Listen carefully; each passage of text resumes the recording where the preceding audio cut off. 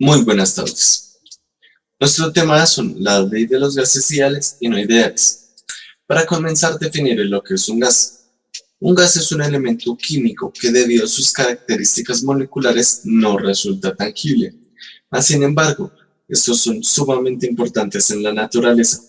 Para el caso estudiaremos el dióxido de carbono y el oxígeno, los cuales, al ser gases, se rigen por las ecuaciones y las leyes de los gases.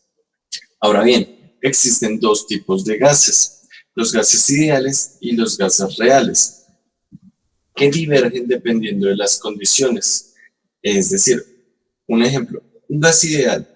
Un gas ideal se presenta cuando la presión es muy baja, es decir, que va a tener un comportamiento ideal.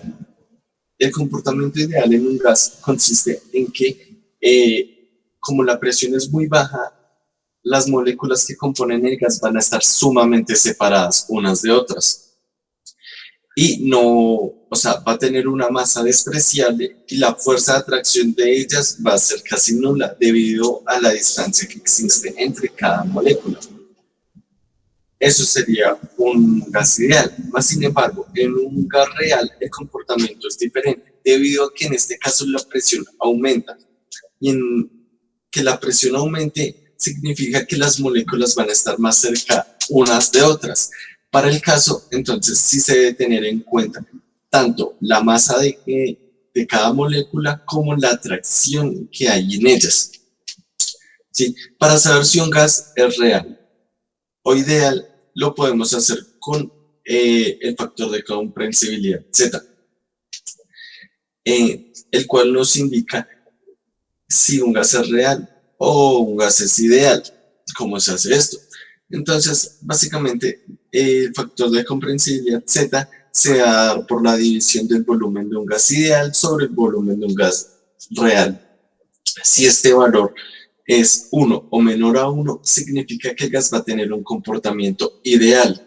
Si este valor es mayor que 1, significa que el comportamiento del gas va a ser un gas real.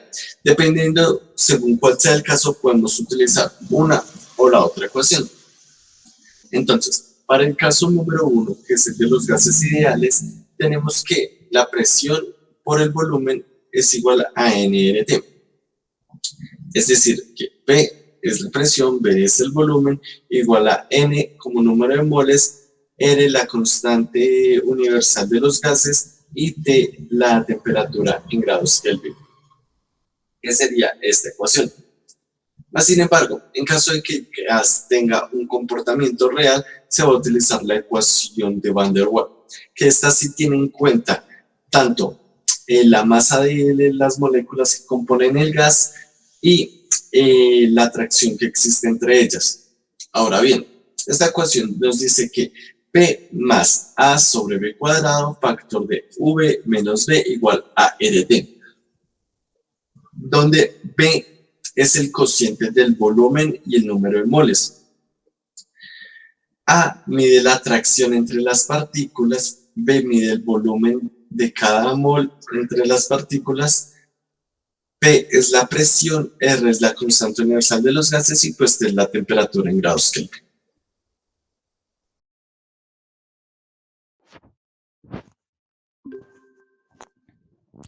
Bueno, ya después de hablar un poquito de los gases ideales, vamos a entrar un poquito más en materia y vamos a hablar del objetivo principal del proyecto, el cual radica en calcular el volumen molar de dos gases considerados no ideales, en este caso el dióxido de carbono y el oxígeno.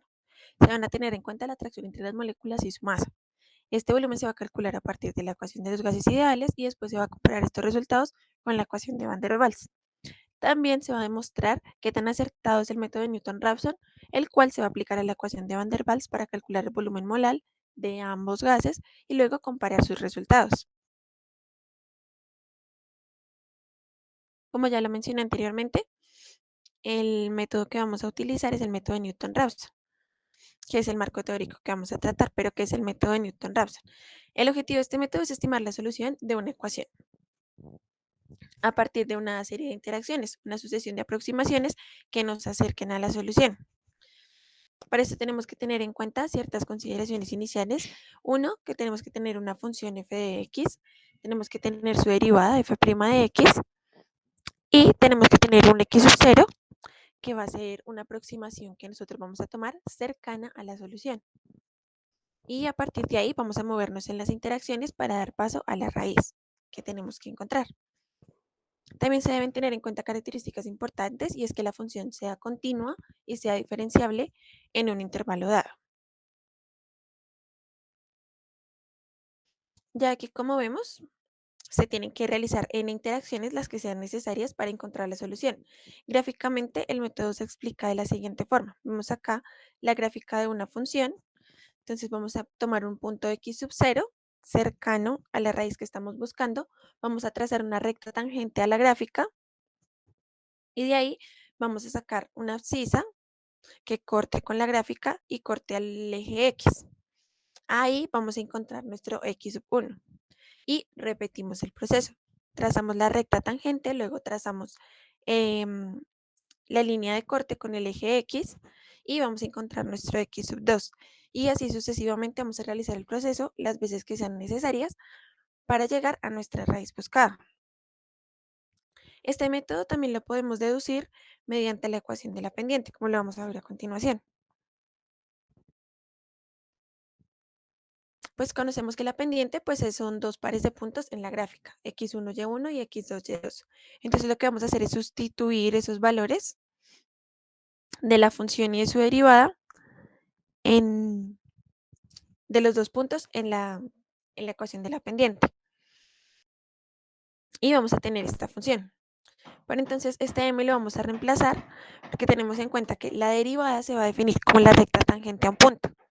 Entonces va a ser f' de x. Y así ya tendríamos la ecuación de Newton-Raphson. Entonces vamos a tener un punto x sub i más 1 que va a ser igual al x sub i menos la función sobre su derivada. Para ver esto con mayor claridad, vamos a ver algunos ejemplos. Primero tenemos aquí hallar la x para la siguiente ecuación, tenemos esta ecuación. Entonces, haciendo una aproximación manual, nos podemos dar cuenta acá que el valor que estamos buscando va a estar entre 3 y 4. Entonces ahí vamos a tomar nuestro x sub 0. En este caso vamos a tomar x sub 0 como 3 y a partir de ahí vamos a empezar a calcular. Entonces tenemos una función, tenemos su derivada y tenemos nuestro x sub 0. Entonces lo que vamos a hacer, este primer ejemplo lo hicimos con Excel, entonces solo tenemos que poner las ecuaciones tanto de la función como de su derivada, poner el x sub 0 y ya tabular la ecuación y ya solo es arrastrarla y ella nos va a mostrar cuántas fueron necesarias para calcular, para llegar a la raíz necesaria. En este caso, con 6 interacciones ya encontramos el valor deseado. Podemos ver tanto que el corte en el eje X va tendiendo a 0 y que nuestro valor, nuestros decimales van siendo cada vez más parecidos. Entonces el valor va siendo cada vez más exacto. Em, Se pueden seguir haciendo interacciones más para que el valor sea todavía más preciso, pero aquí como podemos ver, ya con 6 interacciones pues fue suficiente. Este segundo ejemplo lo hicimos manualmente. Igualmente tenemos una función, tenemos su derivada y vamos a tomar como x sub 0, 1. Entonces volvemos. Vamos a tener nuestro x, vamos acá a reemplazar los valores, tenemos nuestro x, vamos a reemplazar la función y su derivada y nos va a dar un valor. Para la siguiente, entonces vamos a tomar el valor, su derivada y vamos a tener nuestra tercera interacción y así sucesivamente. Y en la quinta interacción ya se puede notar que los valores ya se van acercando. Así pues vamos a notar que la raíz, aquí le podemos ver la gráfica de la función y tenemos que está un valor entre 1 y 2 es menos que 1.5, entonces podemos decir que está bien nuestro resultado.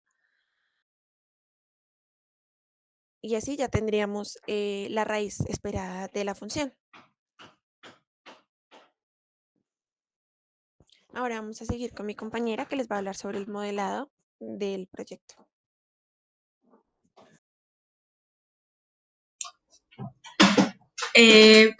Pasamos de nuevo al modelo. Parte número 4. Entonces, acá deduciremos la ecuación de los gases ideales y la ley de Van der Waals. Entonces, vamos a iniciar deduciendo la ley de los gases ideales a partir de los conceptos de las leyes anteriores. Vamos a iniciar con la ley de Avogadro, la cual enuncia que a presión y a temperatura constantes el volumen que ocupa un gas es directamente proporcional al número de partículas y por tanto también al número de moles que contiene este gas. Y puesto que dos magnitudes son directamente proporcionales cuando su cociente es constante, la ley se expresa matemáticamente como el volumen sobre el número de moles, que es igual a una constante que depende de la temperatura y la presión. De esta manera, el volumen sobre el número de moles es igual a la constante C sub 0, que se denotará hacia la constante que depende de la temperatura y la presión de aquí en adelante.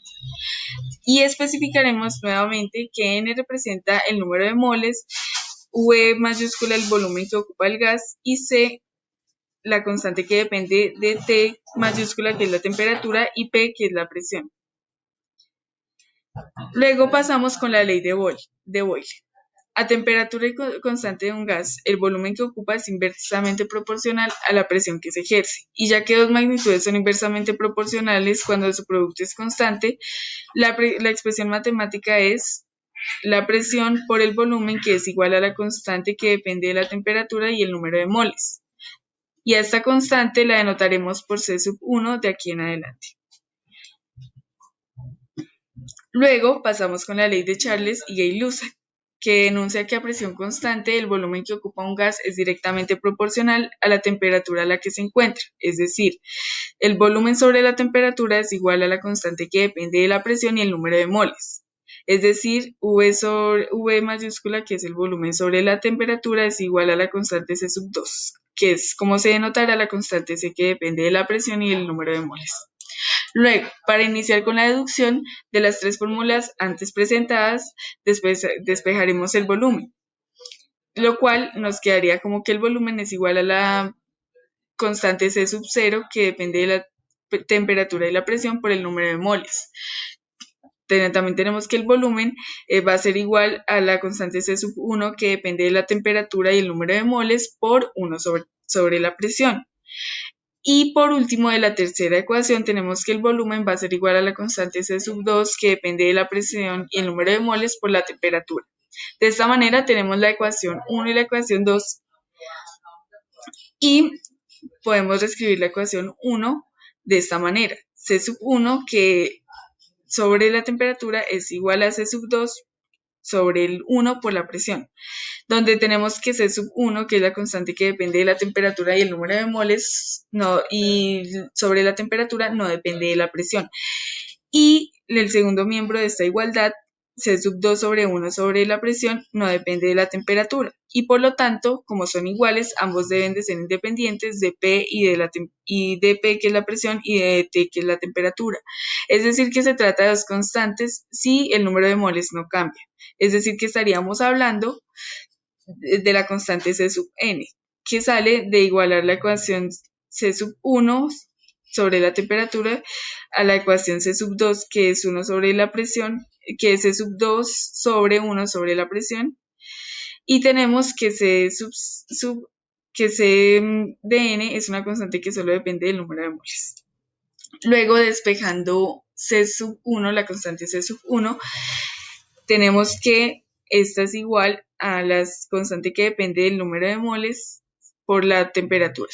Y llevando este resultado a la ley de Boyle, queda que la presión por el volumen, que es igual a la constante que depende del número de moles por la temperatura, va a ser igual al volumen que es igual a la constante que depende del número de moles por la temperatura sobre la presión. Y esta la denotaremos como la ecuación número 3.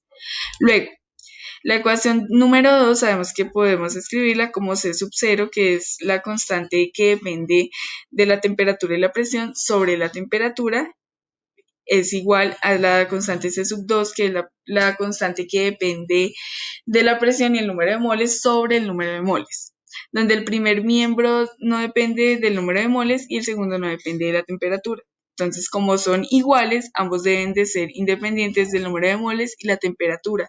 Es decir, que se trata de una constante si la presión no cambia. Así que se cumple que C sub 2, que es la constante que depende de la presión, el número de moles sobre el número de moles, es igual a la constante C sub 0, que depende de la temperatura y la presión, sobre la temperatura, va a ser igual a una constante C de P, la cual solo depende de la presión. De esta manera tenemos que C sub 2, la constante C sub 2, es igual a la constante que depende de la presión por el número de moles. Luego, llevando este resultado a la ley de Charles y Gay-Lussac, tenemos que el volumen va a ser igual a la constante que depende de la presión por el número de moles por T.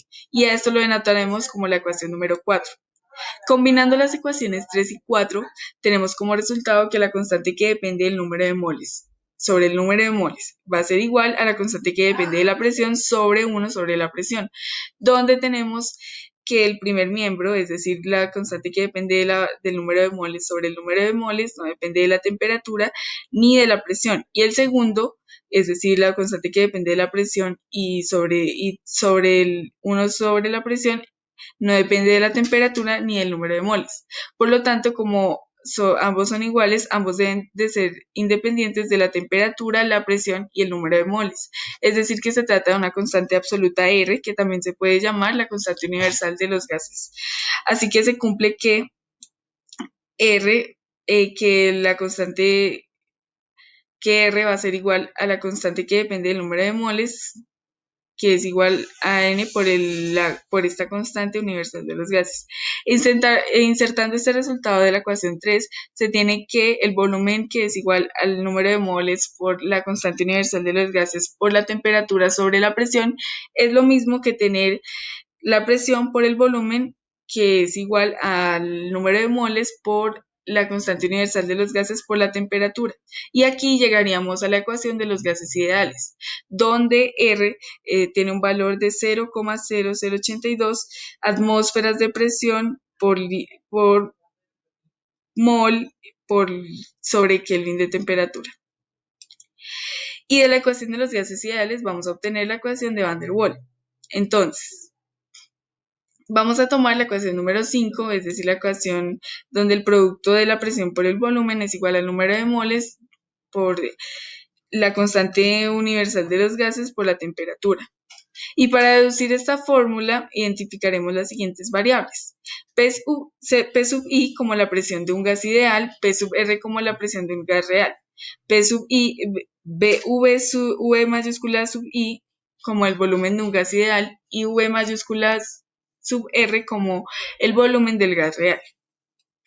De esta manera sabemos que cuando la temperatura y el volumen de un gas se mantienen constantes, la presión de un gas real tiende a ser menor que la presión de un gas ideal. Esto es, matemáticamente, la P mayúscula sub R menos P sub I, es decir, la presión del gas real va a ser menor a la presión del gas ideal. Y luego podemos decir que la presión del gas ideal es igual a una constante A, que es la constante de las fuerzas intermoleculares de las partículas del gas, que depende de la densidad del mismo, es decir, del volumen y su número de moles. Esto matemáticamente sería como P sub I va a ser igual a la presión real P sub R más la constante de las fuerzas intermoleculares por el volumen sobre el número de moles por el volumen y sobre el número de moles. ¿Por qué esto? Porque sabemos que el número de partículas de un gas puede incrementarse. De esta manera tenemos que la presión sub I, es decir, la presión ideal de un gas, es igual a la presión real más la constante de las fuerzas intermoleculares sobre el volumen del gas sobre el número de moles al cuadrado. Luego también sabemos que V sub R, es decir, el volumen real de un gas es mayor que el volumen ideal de un gas ideal. Así que tenemos que V sub I va a ser igual a V sub R menos V por N, donde V es la constante que mide el volumen disponible de un mol de gas. Y luego reemplazando esto en estas fórmulas en la ecuación de los gases ideales, tenemos que la presión real de un gas más la constante de las fuerzas intermoleculares que dependen del volumen sobre el número de moles al cuadrado por el volumen del gas real menos la B, que es la constante que mide el volumen disponible de un mol de partículas por el número de partículas, es igual a la constante universal de los gases por la temperatura. Y luego, ya que V se define como el volumen molar, que es igual a el volumen sobre el número de moles, tenemos que P más la constante de las fuerzas intermoleculares sobre el volumen molar al cuadrado por el volumen del gas menos B, que es el volumen disponible en un mol de partícula, es igual a la constante universal de los gases por T, quedando deducida la fórmula de Van der Waals. Bueno, para nuestra solución de nuestro problema vamos a hacer una definición de variables donde la primera va a ser la ley del gas ideal, donde P va a ser la presión absoluta multiplicada por un volumen igual a el número de moles multiplicada por la R, que va a ser la constante universal de los gases, y T es la temperatura absoluta. Una ecuación de estado alternativa para los gases va a estar dada por, en este caso, vamos a tener A y B como constantes empíricas que van a depender del gas que se vaya a analizar, ya sea el dióxido de carbono o el oxígeno. Entonces, la presión absoluta va a estar sumada por la constante más V al cuadrado. ¿Pero qué es V? V va a ser el volumen molar, ya que también está conocido gracias a la ecuación de Van der Waals, factor de el volumen molar menos la constante de V igual a la constante universal por la temperatura absoluta. Los cálculos dependen del volumen molar van a estar dados a partir de una ecuación de Van der Waals que se va a llevar a cabo usando cualquier método numérico. Y con eso se va a hacer la determinación de las raíces de ecuaciones. En este caso tenemos F de V, que va a estar igual a la presión absoluta más la constante empírica del gas sobre el volumen molar al cuadrado, factor del volumen molar menos la constante B, menos la constante universal del gas, multiplicado por la temperatura absoluta.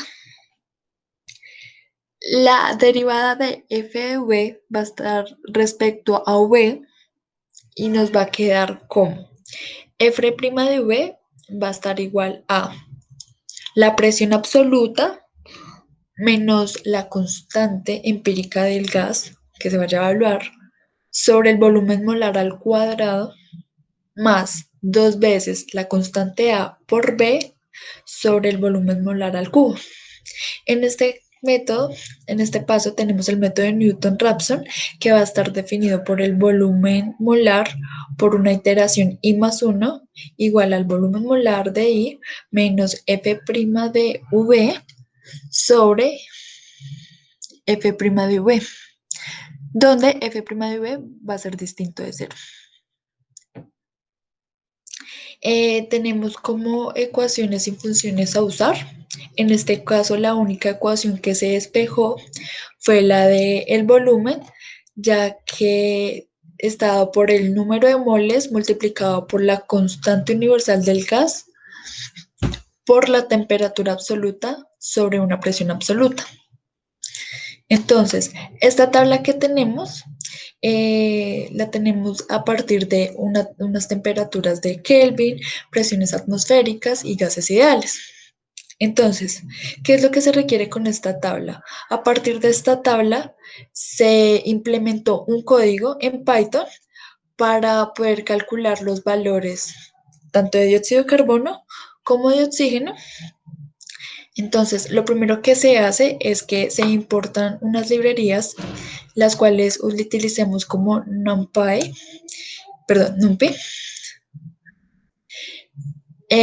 la cual esta me va a permitir usar métodos matemáticos entre vectores y matrices principalmente. El Matplotlib esa me sirve para graficar los datos que están dentro de los arreglos. Entonces, como ya tenemos valores constantes para todos los gases, entonces tenemos que R va a ser 0 enteros, 82,54 millonésimas. T va a ser un vector con los valores de 300, 500 y 700. P va también a ser un vector que va a ser con los valores de 1, 10 y 100. Y N pues va a ser igual a 1. En nuestra primera ecuación que se despejó, entonces tenemos que B va a ser igual a un vector lleno de ceros con longitud 9. En este caso, este I va a crear un contador que va a recorrer el vector. En este caso, como tenemos un for, entonces for va a estar en la longitud de t, pero lo que se quiere es que vaya a recorrer a r. Y el de acá adentro va a recorrer a p. Obteniendo esto, haciendo los cálculos con P de 0, con P de 1 y con P de 2, que luego vamos a tener un contador de I igual a I más 1 para que recorra el vector. En segundo lugar, tenemos que B va a ser igual a el volumen sobre el número de moles. Cabe mencionar que este B va a ser el volumen molar, gracias a la ecuación de Van der Waals. Para la tercera ecuación, que vamos a hacer la función f de b, va a ser la definición de f con los parámetros de v, a y b, donde a y b son constantes. Entonces, tenemos que f de b va a ser un vector lleno de ceros con longitud de b, en este caso 9. Vamos a crear un contador que va a recorrer, en este caso, AB, y pues vamos a hacer el for para que nos recorran la función, como ya habíamos dicho anteriormente. Este return hace que va a retornar el vector con los valores calculados en cada iteración. Para el cuarto se va a hacer la función f de prima de v, que es la cuarta ecuación, y también se va a hacer una definición de una función que va a tener como parámetros v, a y b, y también tenemos un vector lleno de ceros en la longitud de b, donde también se va a crear un contador. En este caso, lo que va a cambiar es que tenemos un while. ¿Para qué? Para que ese contador nos diga que si es menor que la longitud de B, que es 9, si es menor, recórralo. Si no lo es, pues lo vuelve a calcular. Entonces ahí es cuando dice que va a volver a retornar el vector con los valores calculados para cada iteración. En esta parte tenemos que se va a definir la función de la iteración de BI más 1 de las ecuaciones despejadas. Entonces, acá tenemos que el usuario va a ingresar los valores correspondientes.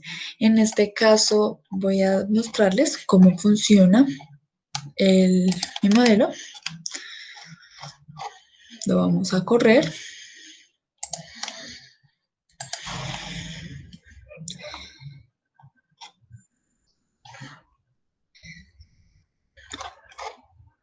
Entonces, vamos a hacer un primer ejemplo para el dióxido de carbono, donde A tiene valor como 3 enteros, 592 milésimas. Y B tiene como valor entre 0 enteros, 4.267 100 milésimos. Obteniendo esto, vamos a generar una tabla de datos donde me va a representar la temperatura de kelvins con los vectores que les había mencionado al principio, que iban a ser de 300, de 500 y 700 para el valor correspondiente, un volumen molar, que el volumen molar se halló a partir de la segunda ecuación despejada, que era el volumen sobre número de moles. En este caso tenemos la tercera columna. Y para la cuarta es que va a ser el volumen calculado y generado gracias a nuestras constantes de dióxido de carbono. La tablita que ven acá es para validar los datos, que es lo que queremos que nos dé aproximadamente. Y ahí podemos verificar. Podríamos también hacerlo para el oxígeno, si queremos. Entonces vamos a correrlo y vamos a probarlo para el oxígeno. El oxígeno cuenta con los valores de A entre 1 entero y 36 centésimos. Y el oxígeno va a ser un valor de 0 enteros, 8.205, 100 milésimos. Y aquí está. Ya no me va a salir el del dióxido de carbono, pero me va a salir el del oxígeno, que es lo que queríamos hacer. Pregunta propia para investigar. El estudio de las cosas en sí siempre se ha generalizado ante los sistemas micros y macros.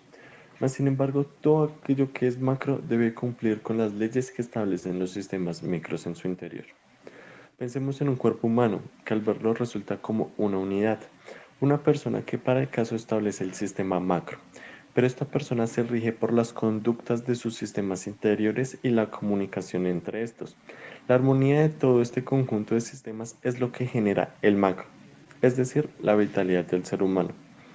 Ahora bien, la teoría de cuerdas propone que los elementos, los cuales se encargan de formar todo en el universo, son cuerdas que vibran a diferentes frecuencias. Así como en una guitarra, una cuerda vibrando a diferentes frecuencias puede producir diferentes sonidos, asimismo se cree que funcionan estas cuerdas. Mas, sin embargo, la mecánica cuántica estudia la naturaleza de los sistemas micros, que casualmente resultan teniendo diferentes respuestas a un sistema macro expuesto a las mismas condiciones. Para entender esto, se puede dar un ejemplo del material Au, oro, que entre más pequeñas sean sus partículas, tiene un punto de fusión más bajo. El hecho de entender la armonía de los sistemas desde sus componentes mínimas nos dará herramientas para comprender el desenlace de los sistemas macros. Esto puede tener aplicaciones infinitas, mas sin embargo, ¿podremos entender y modificar la frecuencia de las cuerdas para generar cambios en nuestro planeta? Teniendo presente que la materia no se crea ni se destruye, solo se transforma, se podrán transformar los gases en sus componentes más mínimas para que repercutan en otro gas que resulte mejor para el planeta. Bueno, a continuación vamos a hablar de los resultados. Aquí, como podemos ver en las tablas, en la primera columna de cada una se muestra el valor real, es decir, el valor al cual se pretende llegar. En la segunda columna, pues vemos el valor que se estimó al llevar a cabo el método de Newton-Raphson. Y en la tercera columna se muestra el cálculo del error relativo porcentual. Se puede evidenciar que para el 44% de los resultados del cálculo del error, para el dióxido de carbono, este es 0, lo que quiere decir que el método de Newton no fue el 100% acertado. Al igual que el cálculo del error para el oxígeno fue el 66% es 0. Este tipo de errores pueden presentarse ya que el número de interacciones no son lo suficientes para acercarse al valor real. También cabe resaltar que el método de Newton resulta ser eficiente al calcular un gran número de estimaciones y su precisión y exactitud van a depender de qué tan cerca se encuentren los valores iniciales a las raíces a las que se quiere llegar. Aquí en este caso específico, pues resultó sencillo aplicar el método de Newton a la ecuación de Van der Waals, ya que esta pudimos tener la derivada fácilmente. Y además, esta fue diferente de 0 y diferenciable en el intervalo en el cual íbamos a tomar los valores iniciales. Bueno, vamos a hablar de las conclusiones. Entonces, para ello es que los errores van a tomar una forma cuando se intenta medir un objeto dentro de un contexto real y dependiendo de este. Un error puede cobrar gran importancia o pasar irrelevante. Por ejemplo, en la construcción de una casa, el hecho que una pared quede corrida o desplazada en 1 milímetro resulta casi irrelevante. Más sin embargo, un desplazamiento de la misma longitud en una lámina de una nave espacial puede resultar en la destrucción total del vehículo. Los errores pueden surgir desde muchas partes diferentes, más sin embargo, el hecho de tenerlos en cuenta hace que nuestros cálculos sean más exactos y precisos al valor verdadero. Sin embargo, en la mayoría de los casos, los valores verdaderos son infinitos, a los cuales cometemos un error bien sea por facilidad o por necesidad. Una practicidad de esto es el número pi, ya que este tiene números infinitos y que por facilidad se puede usar como 3.1416. El hecho de que no tengamos una báscula gigante no ha detenido a la humanidad de encontrar la manera de calcular el peso de la Tierra con una gran exactitud admirable. Al igual que tampoco se necesita un flexómetro de la longitud necesaria para calcular el perímetro de la Tierra. No ha impedido a las mentes brillantes de encontrar la manera de realizar estos cálculos. Lamentablemente, este tipo de cálculos incurre en errores de diferentes naturalezas. Por consiguiente, se han establecido valores, los cuales se conocen como exactos y precisos, restándole importancia a su error. En este proyecto se debe tener en cuenta que la cantidad de fuentes de errores implícitas puede resultar ser abundante. Sin embargo, los valores obtenidos son valores muy aceptados y por consiguiente se establecen como reales. Y para cada uno de estos valores se calcula un error relativo. Y de acuerdo al objetivo planteado al inicio del proyecto, se planteó que en una primera instancia se calculaban los valores del volumen molar para cada gas con la ecuación de los gases ideales y la ecuación de Van der Waals.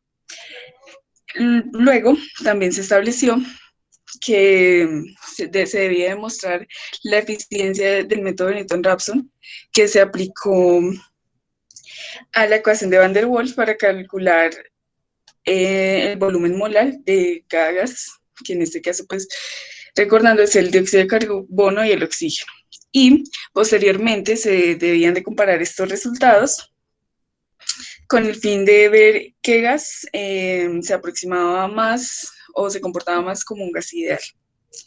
Luego, las conclusiones obtenidas son que los valores demostrados en las tablas pueden contar con múltiples errores que pueden deberse en el momento en el que se calcularon.